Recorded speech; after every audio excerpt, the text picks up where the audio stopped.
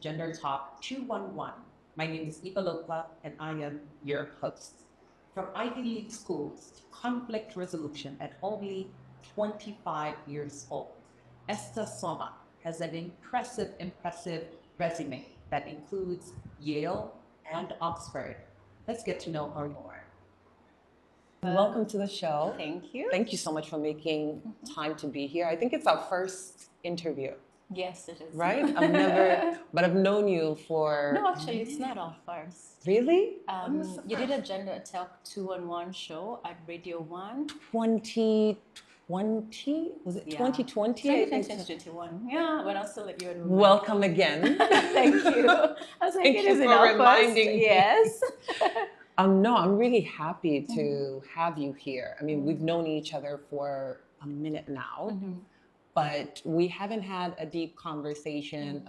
I just know Esther Soma, Yale, women, Oxford, empowerment, peace building. So you have such an extensive resume at such a young age.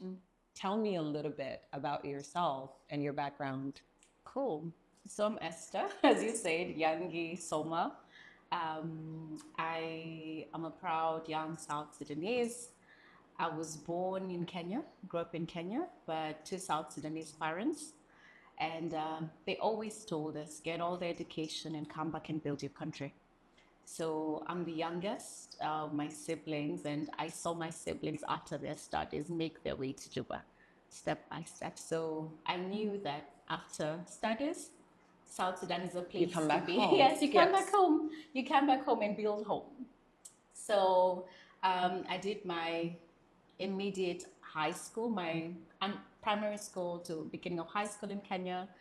Then after Kenya, I went to South Africa for 2 years. There's an academy called the African Leadership Academy. So the goal is to develop the next generation of African leaders, and then they help you apply to universities outside. So while I was there, I decided to apply to Yale. I got in, did a Bachelor of Arts in Global Affairs. That was good. That was amazing. I Yes. mean, Yale is an Ivy League school. It I think is. you're the only person I know. What was the Yale experience like? Is it everything we see on TV? I think ALA, African Leadership Academy, prepared me for Yale because I feel like if I went directly from high school in Kenya to Yale, it would have been a very big culture shock. So going to school in South Africa and being with students from all over Africa mentally prepared me for being with people from diverse backgrounds. Yeah. And Yale was a place where you have the best from all over the world, you know? So you're used to being the smart one in your class, but you're meeting the smartest from all People the continents, all you know? around the world. But what I did appreciate was I appreciated the sense of support they give to their undergraduates. Yeah, I had so much support. The International Students Office was there. We have college systems, so my college dean was very supportive.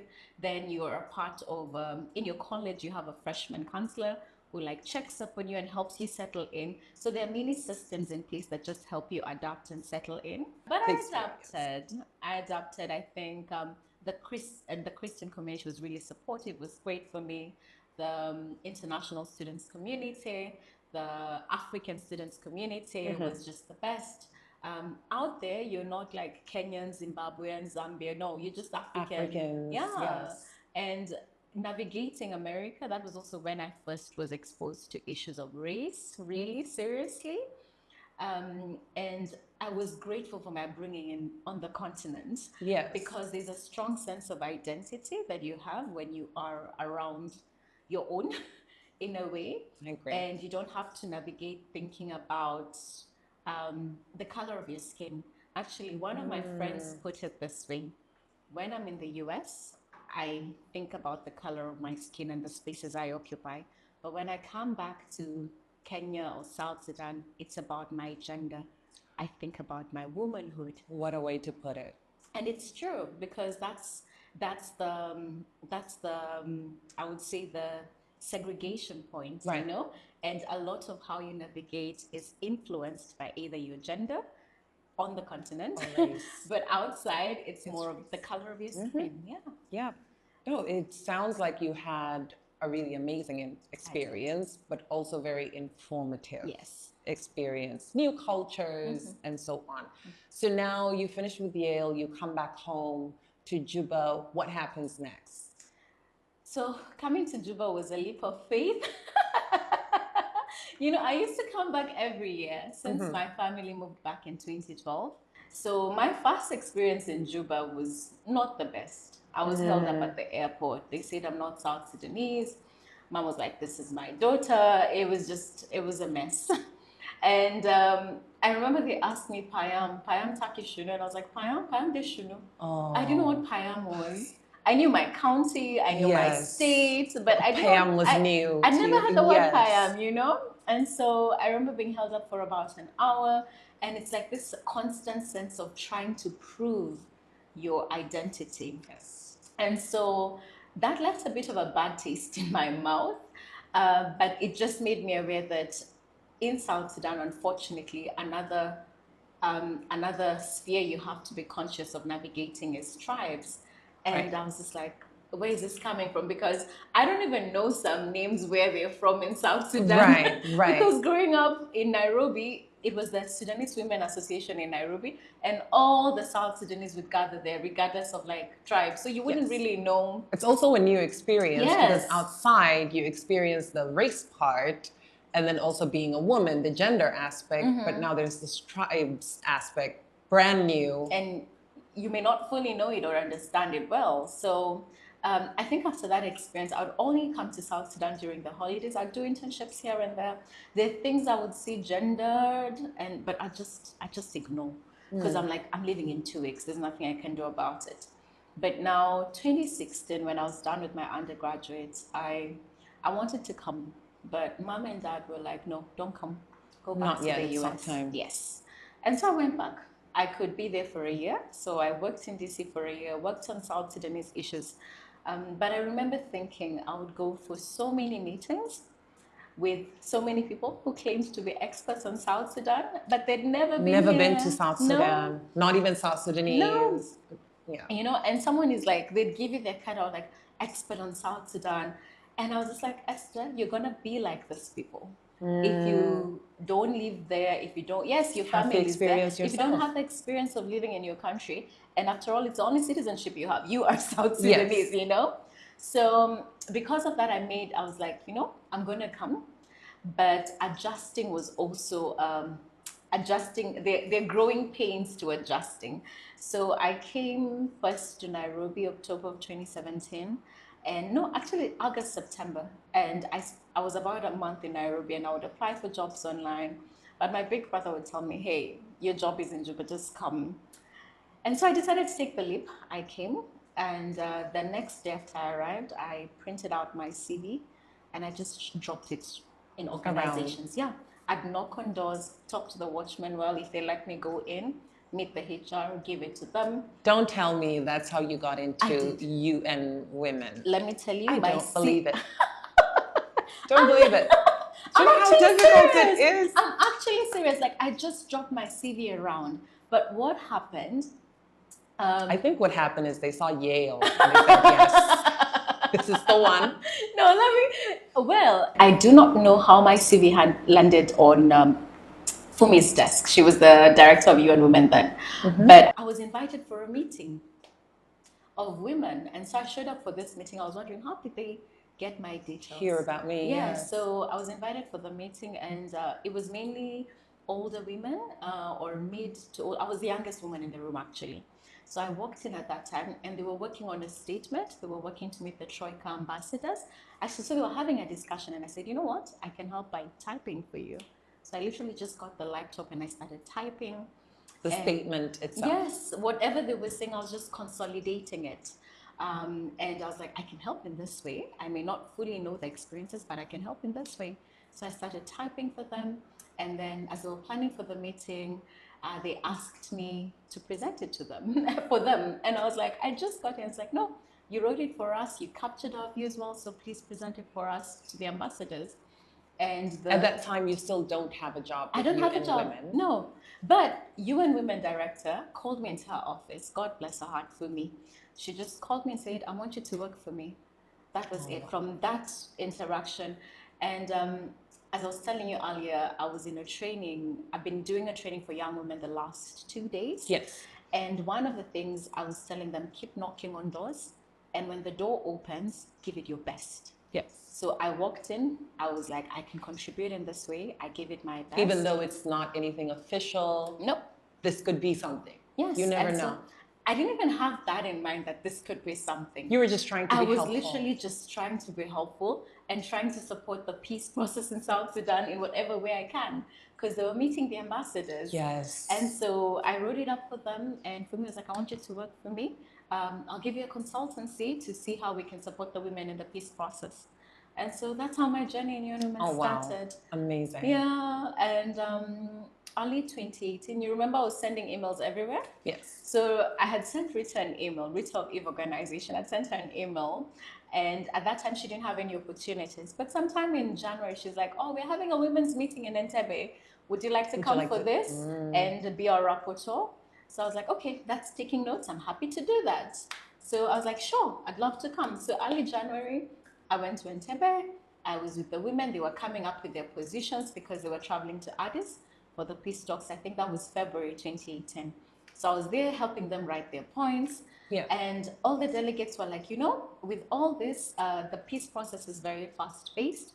We need people to be running behind the scenes for us. So we need a technical support unit. So they selected 5 women and me as a young girl to go and support them to do the running up and down and writing for them. Amazing. So this is how you became a part of the peace process. Exactly.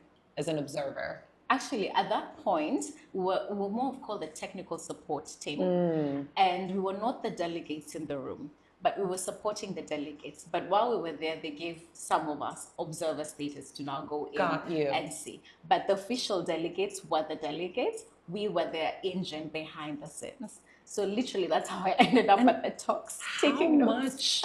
Okay, as much as you're on the technical team, but I'm assuming you are receiving a lot of information. Yes. Of what is happening in details of the negotiations. What was the most significant part, or what kind of information were you receiving? So one, I would say the documents the delegates were receiving. So they would get the various positions, and they'd be given a document. You have just the night to look at the document. And the next day you have to present your views. Is it sessions every day? Yes, every day. And it's intense. So the delegates are mentally taxed. They're exhausted, but they have to be awake to engage. So Ria William, I remember she came in as part of the Youth Civil Society Support Team. And there was some number of young men in civil society, and we would call ourselves the night crew, midnight crew. So we would work through the night. So you're looking at these documents here and you say, this is an opportunity to shape the future of my country. Yes. And so you're not just working on them, but it's a greater significance to it. So my perspective was from a gender lens, and I'm like, okay, how do we ensure the rights of women and girls are protected in the coming, in the resulting agreement? How can we ensure that their rights are protected? So we would review them through the night, hand it back to them. But also now the second bit was meeting the allies. So when we'd hand over the documents at 5 a.m., we'd go nap until 10, then wake up and now go to the African Union, go to South African Embassy, you just go to all the embassies that you think are, would be empathetic to the situation of South Sudanese, and you have to map them. So it's like you're doing a power analysis. I was just like 24, 25 at this point. It's my first time in a fast-paced peace process. I've never been here. Oh, I actually did not know you were that young, but I can believe that they selected you because you've always been well-spoken, regardless of where you are. Yeah. I think the first time I met you, it was an event. It was an event. I was moderating a panel, I think for youth and women or something. And you were in just the middle of all these powerful women and running the entire show. So I believe it. Thank you, Eva. And I'm glad you were there to represent. Yeah, I would say, I think to young people, just take whatever space you're in and just give it your best. because when I first came, I didn't jump to take the mic. Yes, I knew I could probably take the mic, but who has given me the legitimacy? I felt like I didn't have the legitimacy to You didn't do the work. Yes, I hadn't done the work, and there were people who were doing the work. Yes. And so my best way to support them was behind my laptop. So I can write, I will help you with the writing, I will help you consolidate your views, and I will give you the one pager to present, you know? And so find ways of being helpful and useful. Builds up your portfolio. And it builds you up. Doors will open, provided you give whatever you're doing your best. Yeah. No, I'm glad you took that path. I did. Which brings me to my next point. You spoke about while you were at the peace process negotiations, you were more focused on women or gender. Gender, but also youth and civil society positions. Gender, youth, great.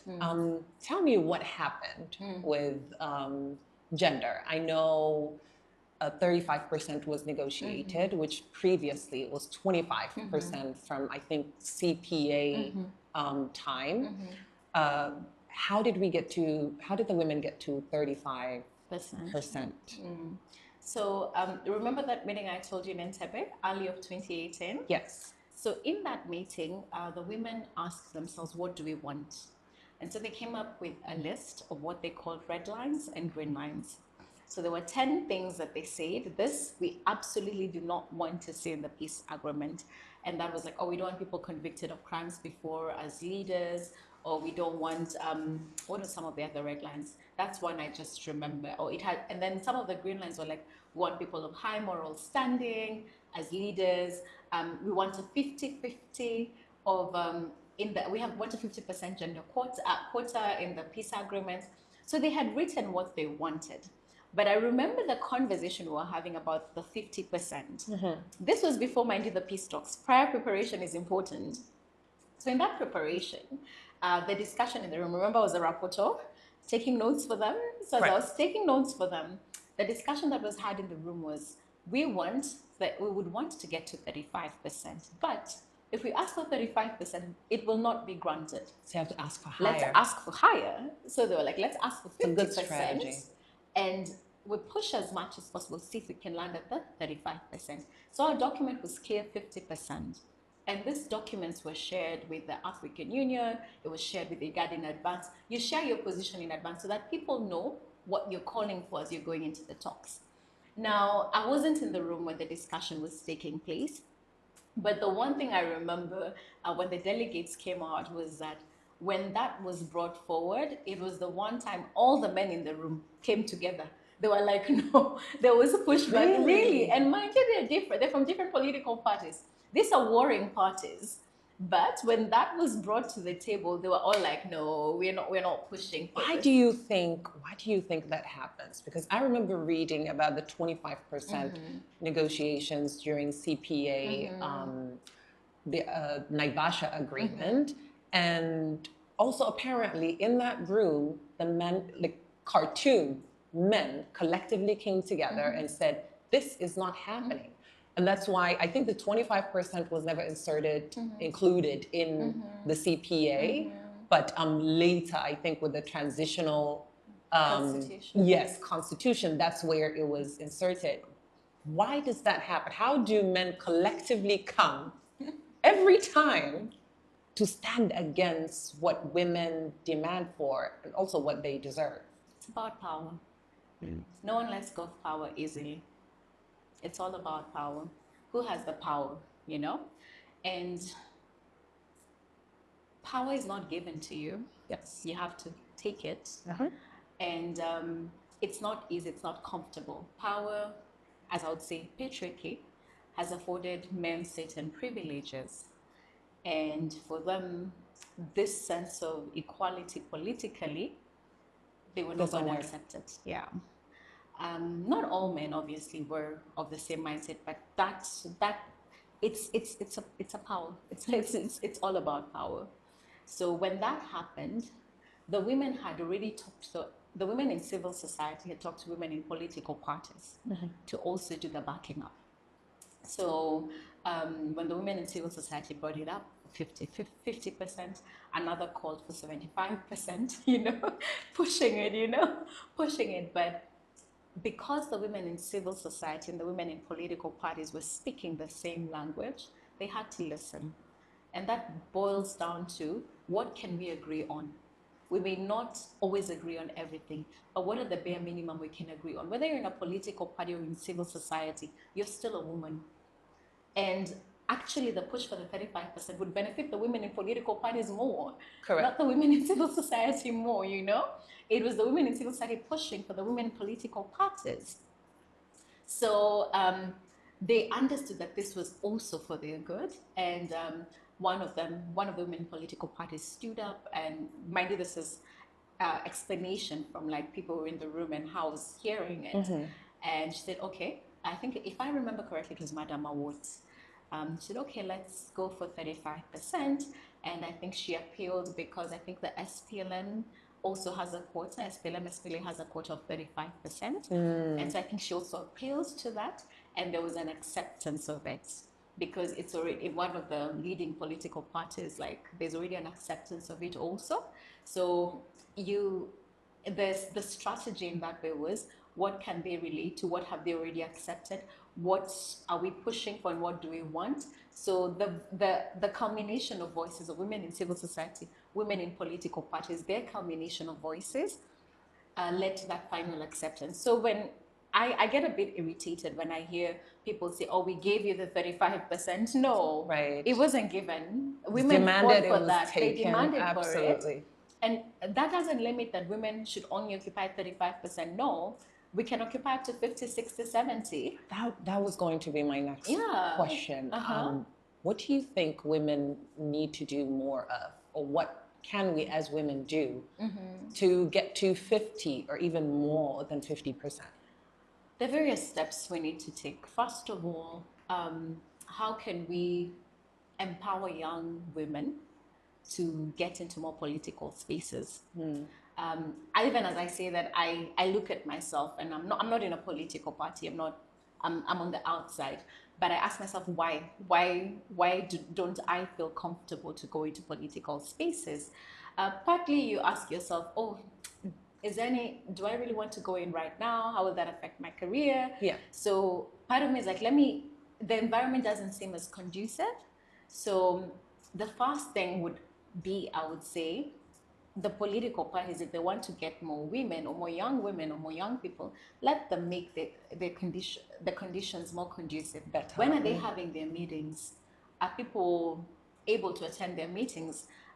In my training this week, one of the young leaders who's very vocal, incredible young woman, she said people are having meetings at midnight at Pyramid. I live in Gure. I don't have a car. I want to participate, but decisions are being made at that time at Pyramid. Right. So I look at my personal safety and I'm like, no. So political parties, especially as they're thinking about elections, they need to make themselves more appealing for young people and young women and women to join.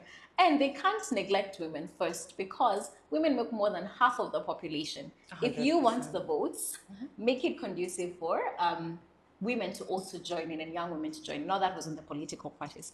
For the youth on how they can, or youth and women on how we can join political spaces more, I would say more intentional capacity building for politics, yeah?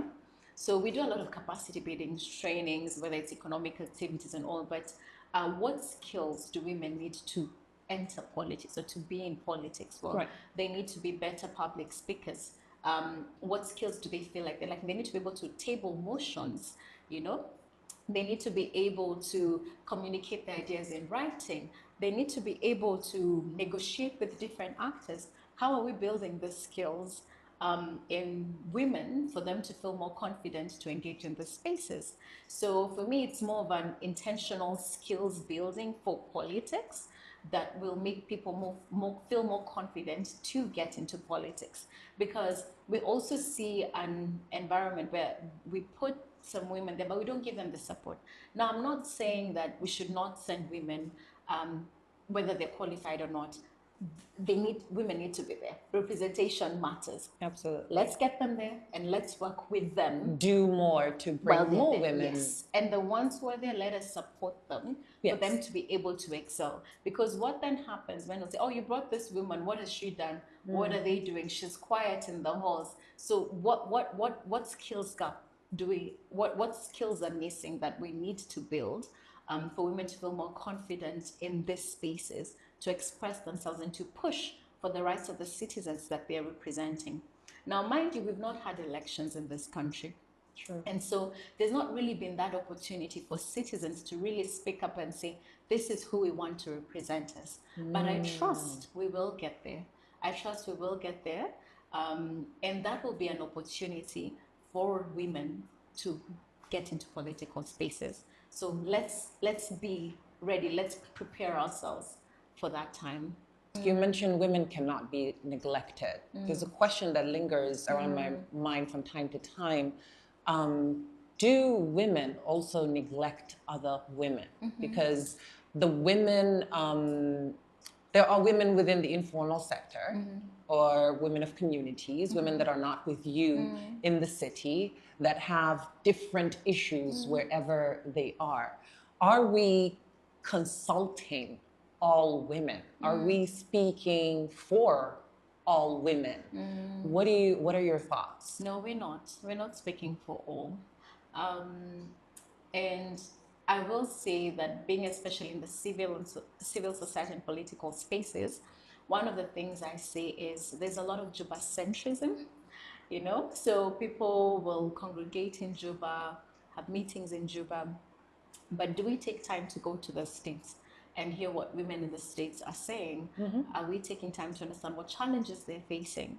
I remember while I was at UNM, there was a time I traveled to a place called Wulu in Lake States. And it was my first time there, and we were talking about like their right to economic activity or their right to own land. And one of the women asked me, she said, you're speaking to me about right to own land. I don't even have right to my own body. And that crushed me.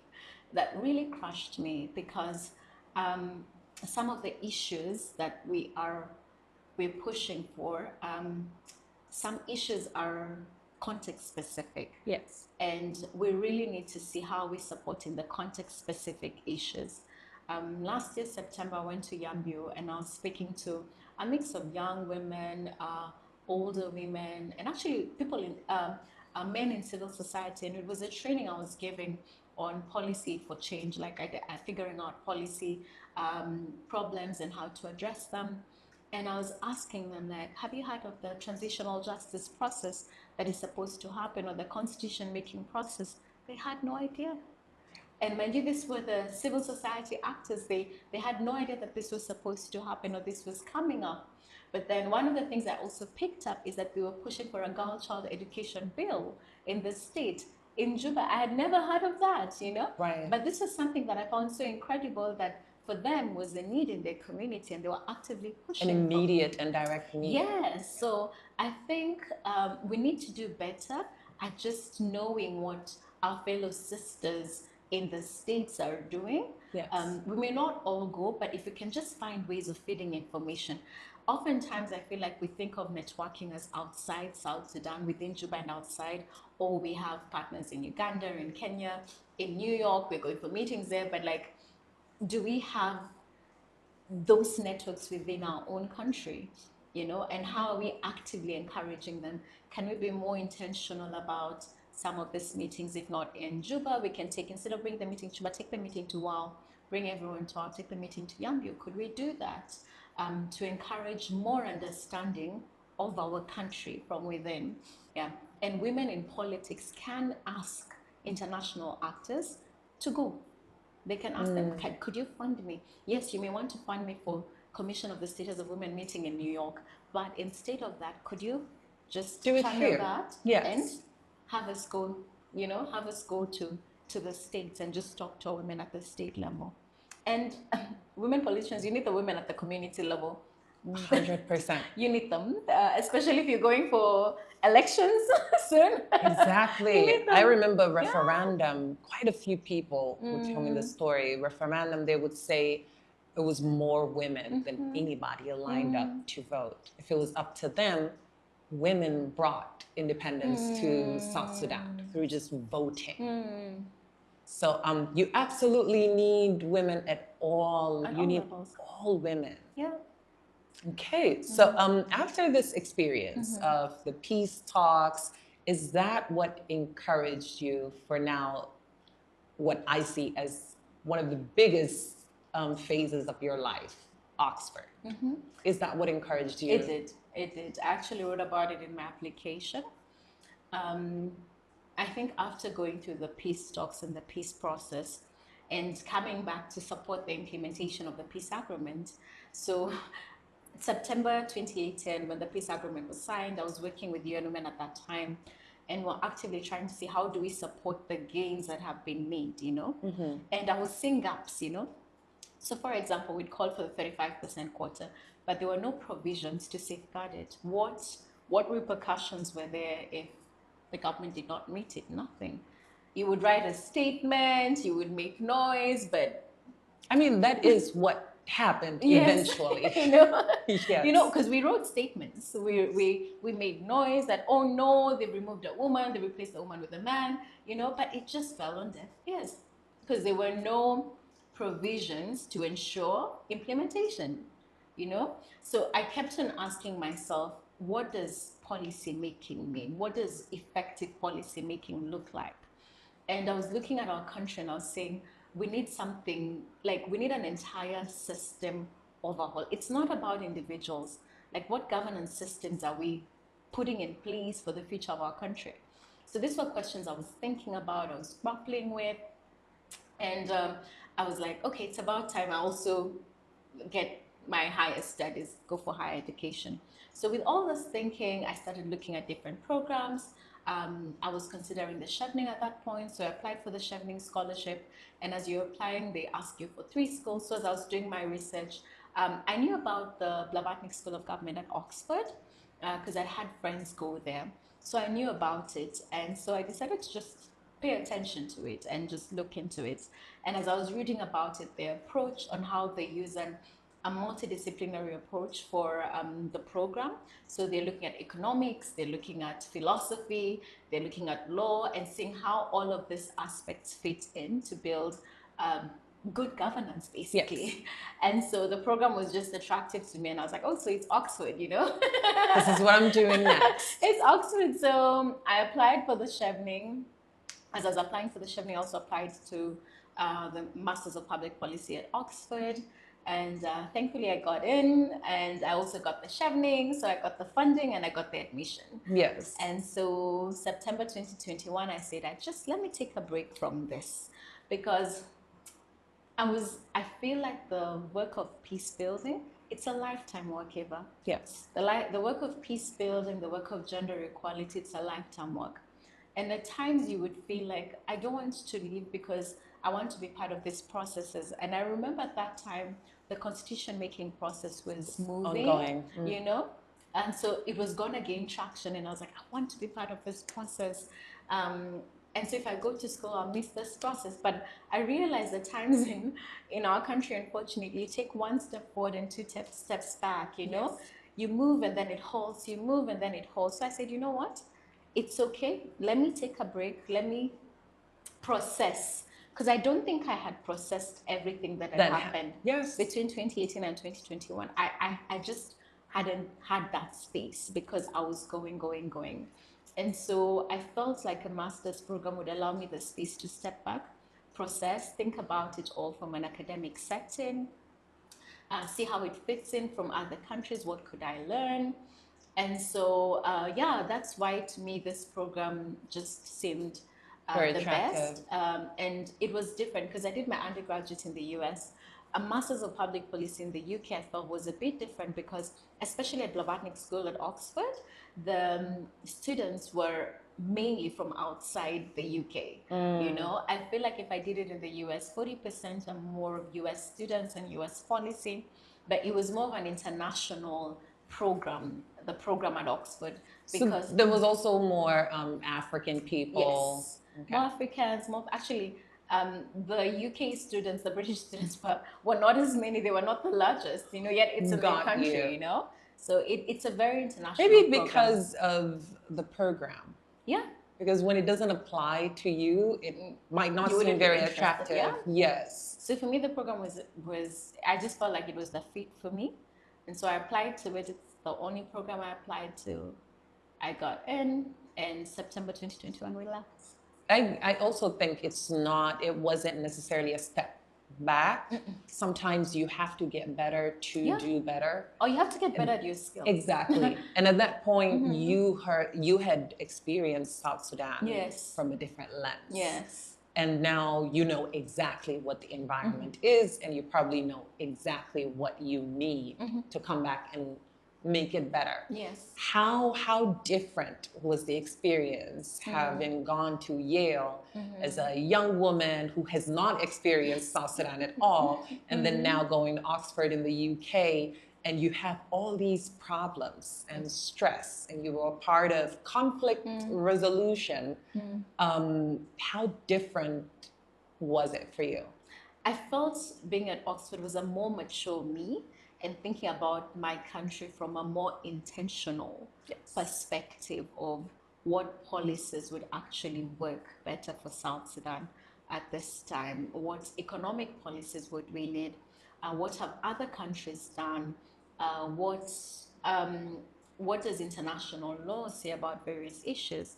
I would take classes on corruption. What does that look like? How is corruption fueled? Is there a certain level of corruption that should be allowed if systems are moving?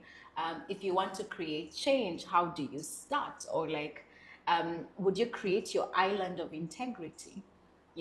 So interrogating this in class, different case studies, different experiences from all over the world, but also talking with your classmates. I feel like the greatest asset was my classmates from the program. Their experiences. Yes, their as well. experiences. And they continue to be not just classmates, but friends.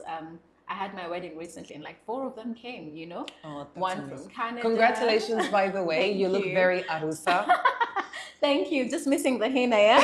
I'll go and stock it up. The only thing.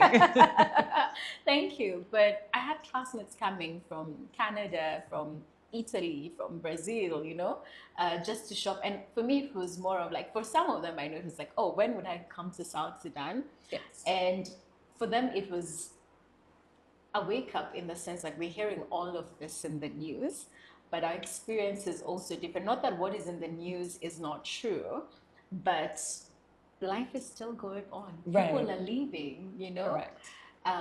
People and are for getting you married. to also, I get this a lot, for you to also still have so much love for that place. People don't believe it. Yes. Yes. Actually, I remember in my program, people would be I've never met anyone from South Sudan, or oh, is there life there? There are smart people from South Sudan. Oh my goodness, I've had all sorts of things. So I would, when I first left home, when I first went to school in South Africa, I used to identify as Kenyan and South Sudanese. I was I'm from Kenya and I'm from South Sudan. That was 17-year-old me. But with time, I was just wait, I'm fully South Sudanese. I have nothing Kenyan on me. Yes, I will always be grateful to my country of upbringing. But if I'm not proud of being South Sudanese, who will? I'm just gonna shout my name, my country's name, shout my flag's name wherever I can, And yeah. So now you came back, and where do we go from here? I would say life is about reinventing yourself. Yes, I agree. Life is about reinventing yourself. I feel right now I'm at a stage where I'm just also exploring Esther. Who is Esther? What are my dreams? What do I want to do? What legacy do I want to leave behind? And I'm not saying there's anything wrong with working for organizations. No, it's beautiful because you're also growing yourself. Yes. You're building your skills, But I have this time at this moment where I am asking myself, what dreams do I want what dreams are within me that I feel need to be birthed that I haven't. Because at some point you look at yourself and you're like, I've been in school or studying or working Yes. my entire life and I've just not paused, you know? Yes. So I'm just in this transitional phase. Getting to know yourself. Yes. I think that's very okay. So I'm in that phase where I'm like, okay, what does Esther want? What makes Esther excited? And I'm also adjusting to being married. What does that mean? So at this point, I'm in that season, but I'm also keeping in touch with the networks that I've built. So, in like the faith-based leaders, the Council of Churches, if they still need anything, I'm available, supporting them in any advocacy they may need. I'm up for doing trainings. I come alive when I'm around women or young women. As final words, what would you say to a young woman that is watching this and says, I want to follow in Esther Soma's career path? What would you say? Give your best at whatever you do. When a door opens, just give your best. Just give your best. Don't be afraid of knocking doors. Don't be forced to fit into a particular box. You know, our society may try to fit young women, especially in different boxes. Yes. Or you're young, or you're a woman, or you're not supposed to do this, or you're not supposed to be too vocal. If you're like this, how will your home be? You know, you will get all sorts of voices. But I would just tell her, you have a God-given purpose. And ultimately, when our time on earth is done, you will stand before God and you will answer, because He gave you gifts and talents. Yes. Did you use them? Did you use them? And have you accomplished your God-given purpose? So ultimately, that's what counts. Thank you so much for being Thank you, here. Eva. Esther, this was informative, productive. I love talking to you always, and I'm happy that we caught it on camera. Oh, thanks. Thank you so much for Thank being you, here. Eva. Much appreciated.